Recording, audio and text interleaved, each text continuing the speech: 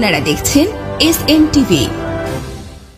সরাইলে বাংলাদেশ জাতীয়তাবাদী যুবদলের ৪৭তম প্রতিষ্ঠাবার্ষিকী পালিত।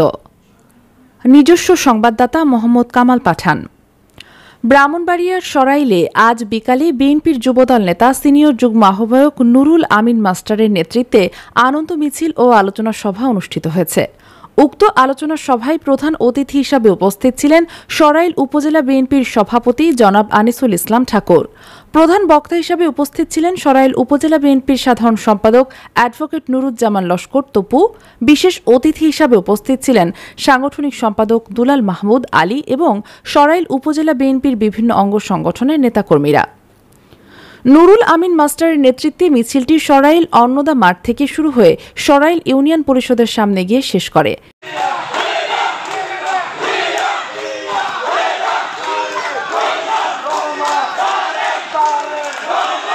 এরপর যুবদলের সভাপতি প্রার্থী সোহাগ ও সাধারণ সম্পাদক পদপ্রার্থী বায়েজ মিয়ার নেতৃত্বে সরাইল কুট্টাপাড়া মোড় থেকে আরও একটি আনন্দ মিছিল উপজেলা চত্বরে এসে বক্তব্যের মধ্য দিয়ে সমাপ্ত হয়।